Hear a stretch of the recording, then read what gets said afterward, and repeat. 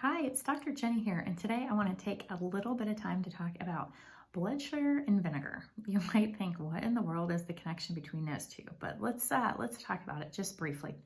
And it's the topic of my blog article this week, so I have a lot more information in there if you want to visit that link. But anyway, we all know that insulin resistance and diabetes, or even pre-diabetes, that kind of metabolic dysfunction is a huge problem. Diabetes.org estimates that over 10% of Americans have actually been diagnosed with diabetes, and a lot more are walking around in that pre-diabetic or insulin resistant state that just haven't been diagnosed yet. It costs our country $327 billion a year to manage diabetes. So this is a huge issue. It's just, I believe it is the issue that we have. I could make an argument that poor blood sugar handling leads to everything from diabetes to even cancer, as cancer has a metabolic component to it. So anyway, you might be thinking, okay, obviously this is a huge deal. What do I do?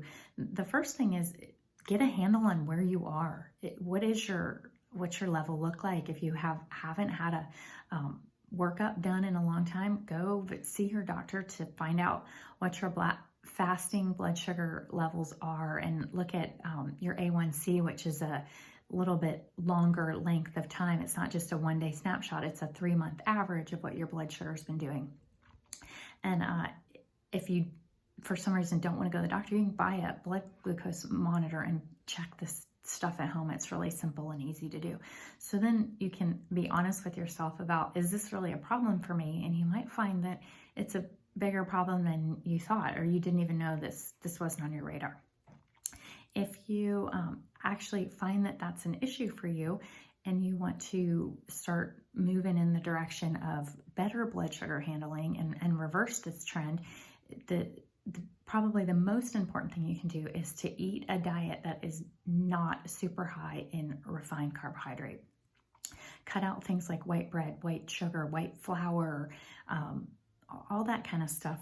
Those things really spike your insulin really fast. And what happens is when you're, because your blood sugar goes up so fast, your pancreas is asked to secrete a lot of insulin, because insulin has to be, blood sugar has to be accompanied by insulin.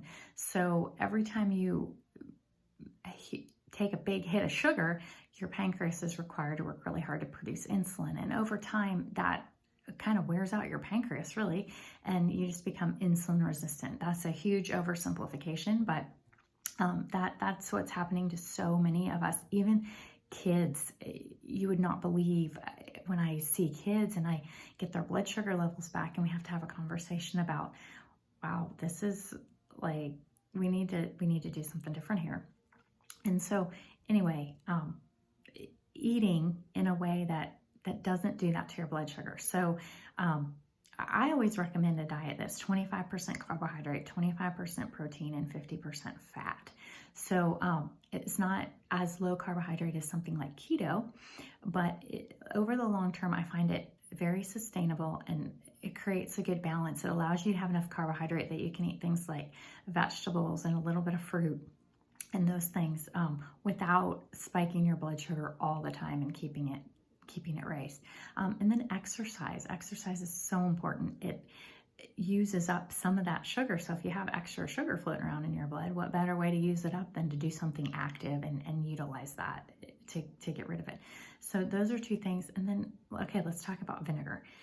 Interestingly enough, there's some studies that show that the acidic acid in vinegar, that's the stuff that makes it taste really sour, it actually can help with carbohydrate absorption. It can make you more sensitive, so it can reverse that. We were talking about that insulin resistant, make your insulin more sensitive, and then it can also help to lower, when it's taken at night. Studies have shown that the fasting blood glucose taken in the morning goes down in people. So apple cider vinegar is one of the best foods that you can eat for so many reasons.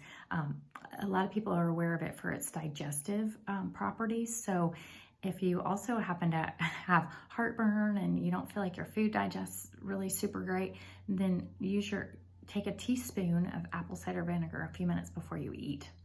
But if you're trying to use it to help encourage and support healthy blood sugar, then take it at night before you go to bed. Just shoot a teaspoon down the hatch right before bed, and just rinse out your mouth afterwards, because the acidic acid can erode tooth enamel if it stays on your teeth too long. I do that a lot of times right before I brush my teeth. So I'm going to do that, and then I'm going to brush my teeth so that I don't have any lingering acidic acid hanging around.